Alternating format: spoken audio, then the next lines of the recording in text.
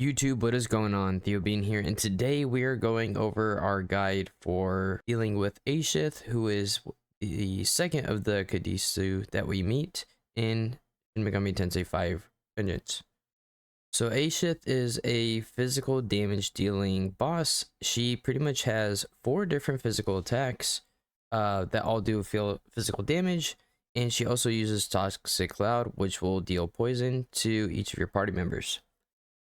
So her unique skill is called the Voracious Salvation. This is a pretty hard hitting, it is a heavy damage dealing physical attack. This also drains HP, and this also does more damage if somebody has a status effect. So if you are affected with poison and this does hit, not only is she going to deal massive damage, she's also going to heal for that damage that she does. She seems to do this every 3 turns from what I noticed. This is a unique boss, and I believe she's the first boss that we get to fight that does not ever gather Magatsui at all. At least she didn't each time that I fought her. That seemed pretty consistent. But her other moves are going to be Madness Needle, Axle Claw, and Pierce Armor. Pierce Armor is going to lower a target's defense. Axle Claw deals, I think, 2 to 6 hits to different party members of your team.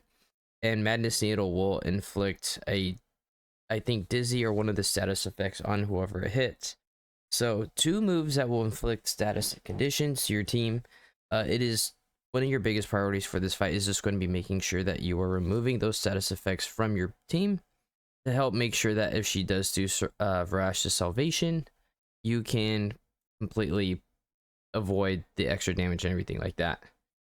For this fight, anybody that can resist poison or I believe it's dizzy, this is going to be huge for her, as well as anybody that is also resistant to physical attacks, as well as anybody that can do force damage, since that is the weakness that she's going to be exploiting.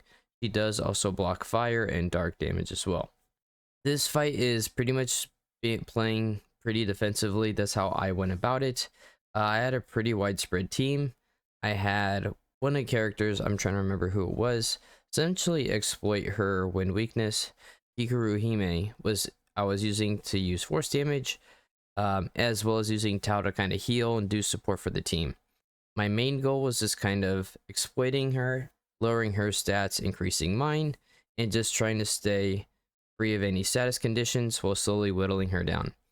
This is a pretty tough fight, and physical dampeners will be your friend. For me, going into this fight, I did have 3. You can also pick up a treasure right in front of the door to where you start this boss fight, where you can pick up 2 physical dampeners. So this is nice. So even if you are maxed out after this fight, don't be afraid to use them. You can pick up 2 more off the ground. This was pretty consistent, finding out that this is there each time. When I saved and I restarted the game just to test it as well.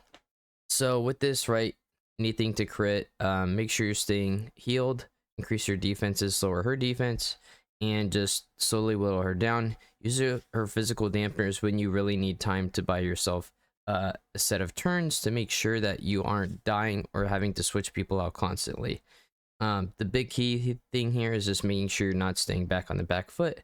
Be prepared, play defensively, and slowly whittle her down.